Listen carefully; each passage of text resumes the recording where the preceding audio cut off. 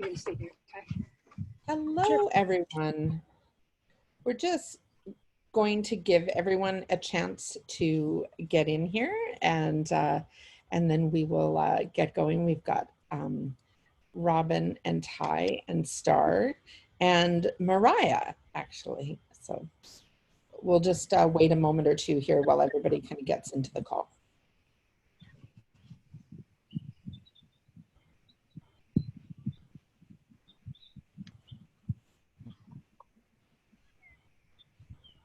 Okay, it looks like everybody's kind of getting going here.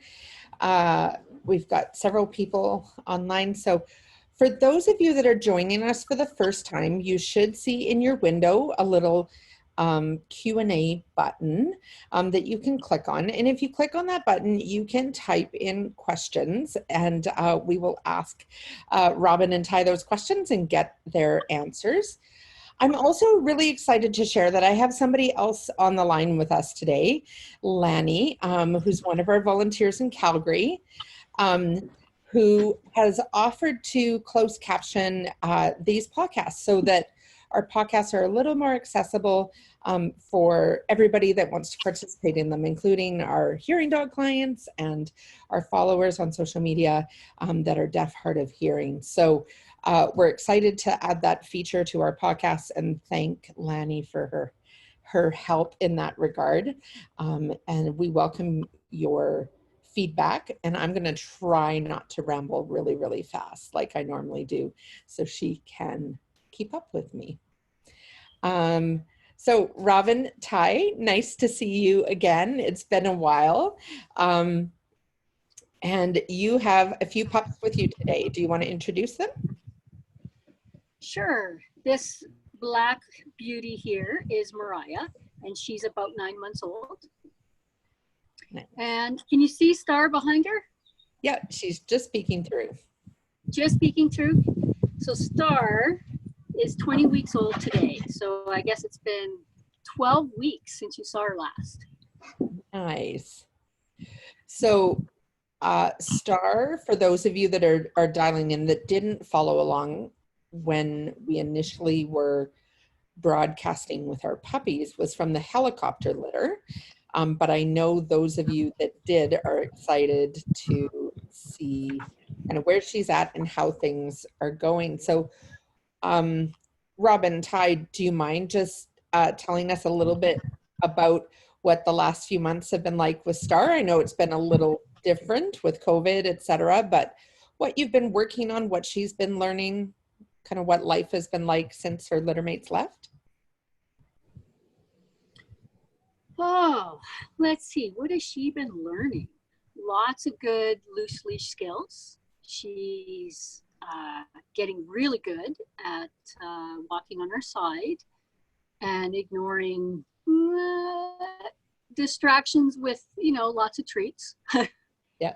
She knows how to go in and jump on and perch, and of course sit down in bed. We haven't been working on too much duration just because we don't want to, I guess, slow her enthusiasm down too much.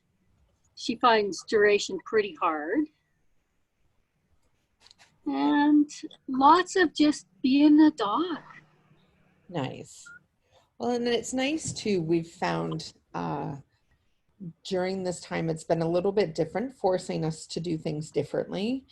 But it's also been nice in some ways to give our little puppies just a more eased in kind of gradual start to things rather than a more intense, like, okay, we're going to work and we're, out and about all the time because people's lives have kind of slowed down a little bit. So she's looking pretty chill there. Is she a pretty relaxed girl in general? She is. She's very relaxed. Right. Yeah, quite a different dog than Mariah. Mariah is a very people dog. She has to be by you. Whereas Star's, I don't know, she's kind of a happy, independent girl.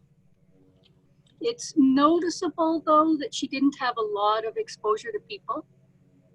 Yeah. Sometimes some sounds she'll bark at a little bit. So we're just trying to keep her exposed to that.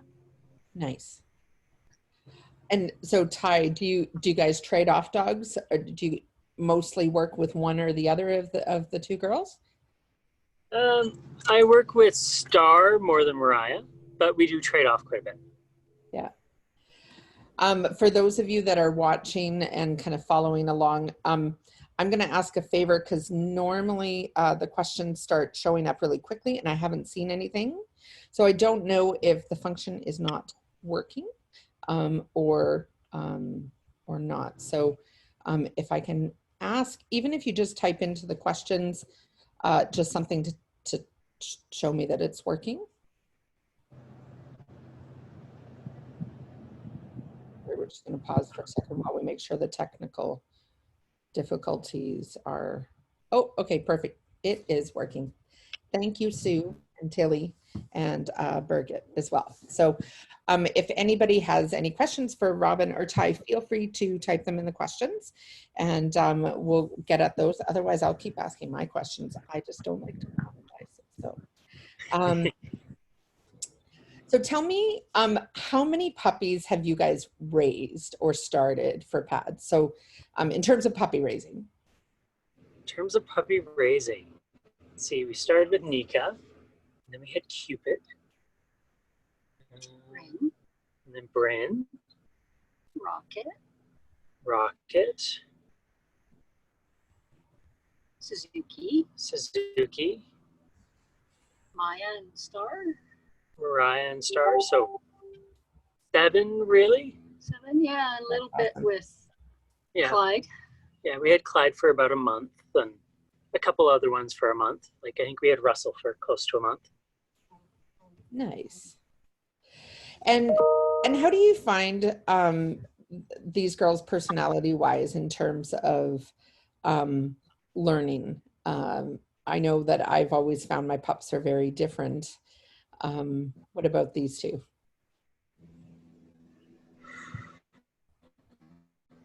It's a tough one. They are definitely different. Star, once she starts training and working, she is crazy, high energy, and willing to try and try and try. And even if something's not working or she's uncomfortable with it, she'll just keep going and get used to it. Mariah's a little more cautious with new things. Yeah. But she's also really high drive and really willing to work hard and give it her all every time she trains. Nice. And you guys don't look like you're in your familiar surroundings. Where are you right now? Or We're maybe at the it's lake. familiar for you, it's just not familiar to the rest of us. You're at the lake.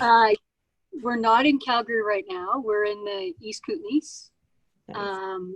And these guys are enjoying the lake life. That's awesome. Well, and I think too, the importance of being a dog, right? And so having that time to sniff and relax and swim and just do dog-like things is really good. Just like it's good for us people, it's good for our dogs in terms of their well-being. So Monette is just asking, when Star barks, how do you deal with this concern? Or was it Mariah? Can't remember.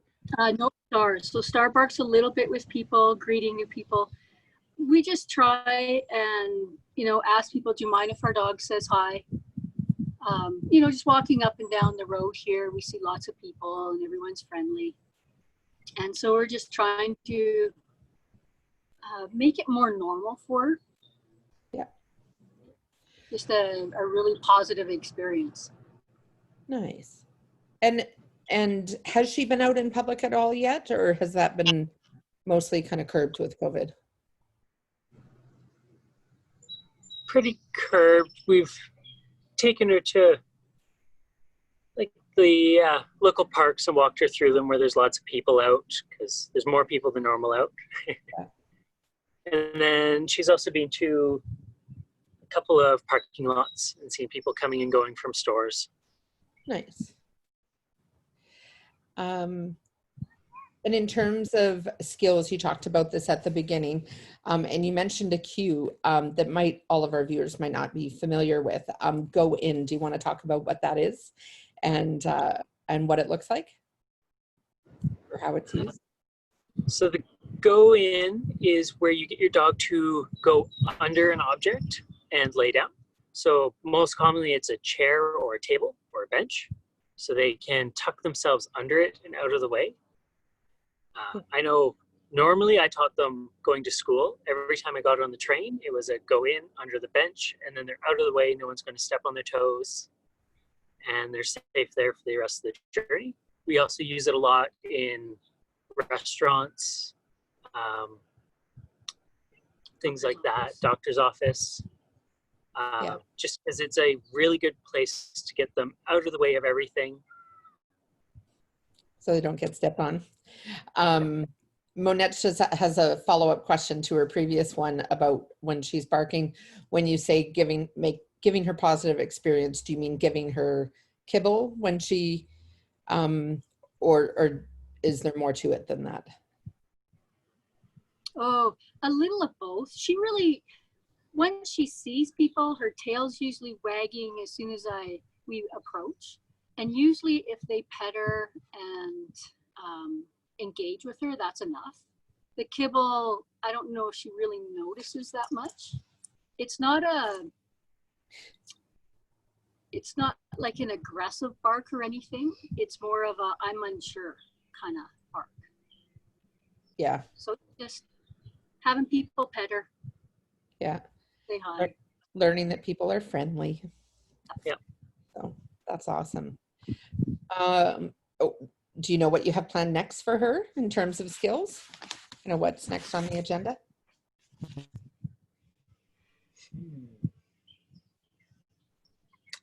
Right now, we're really just reinforcing and improving the ones we've taught her. I don't think we have anything immediately to add to the list. Yeah.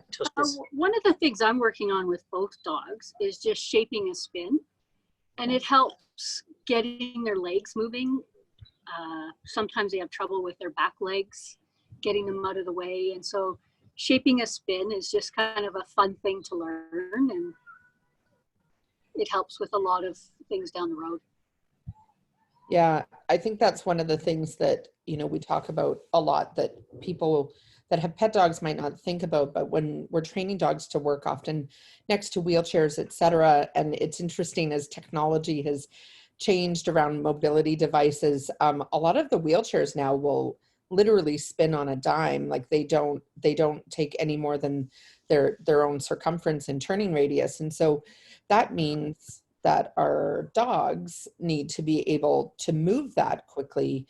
And so one of the things, and what Robin's referring to there, is teaching our dogs to learn to move their back legs consciously. So spinning their back end out of the way and maybe having their back legs work independently of their front legs. So their back feet are maybe shuffling, or kind of so that they can kind of pivot on their front feet and kind of swing their back end out of the way. And it sounds like something that a dog would just know how to do, but it's actually a learned skill that they have to be taught how to kind of make all those legs function independently of each other. So Haley is asking, is it possible to demonstrate the spin or shaping the spin? Do you think she'd want to wake up and show us how she moves, or Mariah maybe? Mariah has only successfully done it once or twice. Okay. Let's see if we can. They're like, we're in a weird spot for this. They're pretty comfy right now. Yeah. Yeah. Those two legs cuddle. They're pretty cute, actually, how they're using each other for pillows. I know. I'll grab my clicker. You can chat with Ty while I'm gone. Okay. Just totally putting you two on the spot. Oh, no, it's good. I think the other thing too that's been interesting about this time, I love that Robin got up and they're both like, oh my gosh, something's happening now. Yeah. So is puppy classes have taken a very different format during this time. So what has that been like for you guys? It is very different doing everything online. It's too bad we don't get to see people face to face anymore and visit as much, but we visit at the end of the classes as well, so that's still good. Oh, what a pretty lady. Now we finally get to see her face too. Right. And Tilly, don't apologize. It was a great question, and it's always fun to watch Robin train with the girls. So all good. Okay, can you maybe grab the star? Because she hasn't learned it yet. Okay. Start. Good girl. So we'll see. Okay. Can you see them there? Yep. Perfect. Okay. We'll try and just do a lure first. Good.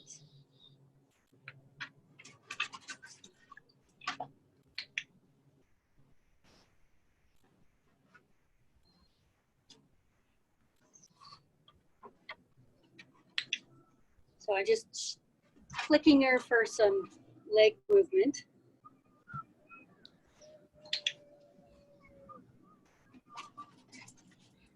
And you can see Mariah's little brain going, trying to figure out what got me that snack and that click.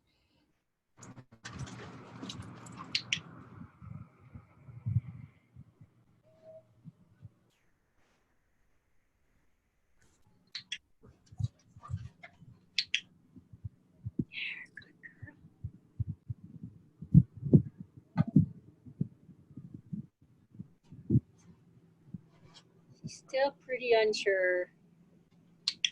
She did it! Good She did it for job. you! Good girl! She's like, I got Good girl.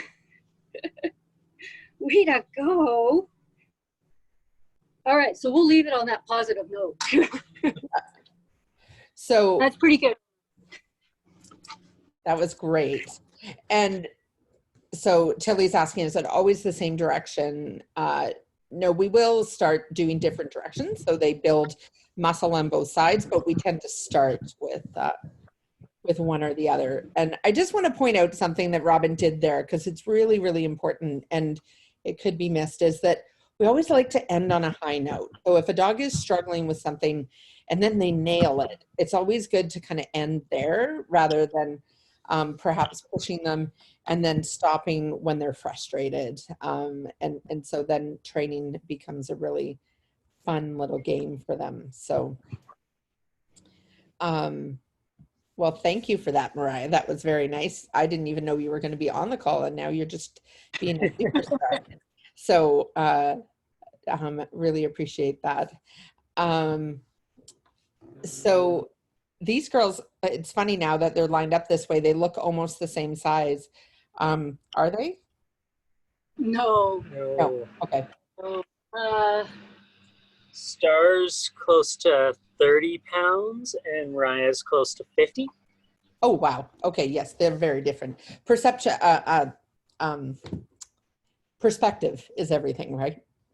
Yeah. So, but I love how chill these girls are, that they just went from working to like just lazing back about again almost instantly. So that is something that we work really hard on at PADS, is having dogs that love to work, but also have a really nice little off switch. So when they get where they're going and they're not needed, they're just very quiet and kind of tucked out of the way.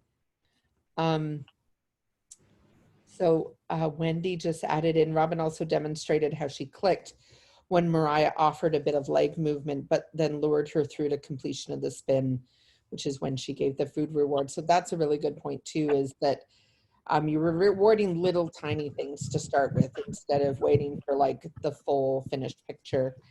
One of our trainers at PADS once said it's like playing that hot cold game where, you know, if you get closer, you're warmer and warmer and warmer, as opposed to waiting until you find the jackpot. So I think that that's a big part of clicker training, is also knowing that how to reward those little increments. And if you ever want to see how clicker training works and to learn how to do it well, try clicker training a friend to do something, and you discover how granular it needs to be to really be successful. So anything else that you guys have been up to? I may have heard some rumors about puppies coming your way again. Did I hear anything? Maybe. There are a couple breeding dogs that do not have a home yet. And if they are successfully bred, which we probably won't know till August, one might be coming our way. Oh, that's exciting. So more. So that would be possible puppies in September. Oh, that's very exciting. Well, we look forward to that, and we'll put out one last call here to those that are watching today. If anybody has any last-minute burning questions for Robin and Ty, you can post them in the Q&A box, and we will try to answer them right now. Otherwise, we will see you all next Tuesday. Our guest next Tuesday is Bonnie and her service dog, Gucci. So she is a mobility service dog. And works alongside Bonnie. So we're excited to have them on as guests. We also welcome feedback on any of these podcasts. You can email communications with an S at pads.ca with any feedback. Or if there's anyone you would like to see featured on one of our podcasts, we'll happily invite them. We can't promise they'll say yes, but we have put invitations out there. Ty and Robin were one pair that people were asking us to have back. I think people have missed you. And oh, somebody is asking, what is Robin's connection to Gucci? So there's a connection. Gucci is our first breeding dog, Tundra. It is the only puppy of Tundra's that actually made it to service. So Gucci's pretty special in our heart. Yeah. Well, that'll be very cool. Well, we'll have you on the other side of the camera next week, and you can watch the live stream with Gucci and Bonnie. Oh, now there's a whole bunch of questions. Sorry. So Tilly is asking, how soon does one get a puppy after birth? How much preparation do they already have? I'm not sure if you're asking about the client that is eventually placed with the dog or the puppy raiser, or even the breeder caretaker. So I'll answer all of the above. The breeder caretakers, the puppies are born in their homes and they care for them for about 8 to 9 weeks. And then they move to a puppy raiser, which is the role that, so Robin and Ty are unique in that they play both roles, although we do have other breeder caretakers that do both. And so puppy raising typically starts around 8 or 9 weeks and continues through until the dog is around 2 years old. And then they go to advanced training where they work with our professional trainers. And then finally, they are placed with a client. And so typically they're placed with a client before around their 3rd birthday. That's what we're striving for. So, and so at each stage, they're learning things and learning more things. So the breeder caretakers teach them some foundational things, and then the puppy raisers take over and do a lot of heavy lifting in terms of teaching obedience and skills that they will kind of take in to prepare them for advanced training. And then our advanced trainers will work on all the specialized skills with them. So things like turning lights on and off, opening, closing doors, retrieving items, all those kinds of things happen when they come into advanced training.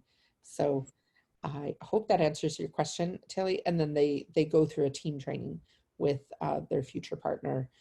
So the partner can learn how to operate the dog and how to build that relationship and work alongside them. So, and then Diane is just saying, thanks for taking the time. It's nice to see the 2 pups in action. And I couldn't agree more. It's lovely to see you both and of course the 2 girls. It's also nice to see the 2 of you enjoying some R&R, or the 4 of you enjoying some R&R. Raising and rearing litters of puppies is lots of hard work. So enjoy the rest of your time at the lake. And we will see everybody next week. And you can go to pads.ca/tune in Tuesdays. There's hyphen between tune and in and Tuesdays to register for our upcoming podcasts with Bonnie and Gucci. And then we're also going to have Nathan and Latte come on closer to the end of the month. So we will see everybody next week. Thanks, Robin. Thanks, Ty. You're welcome. Thank you. Take Bye, care. everyone. Bye.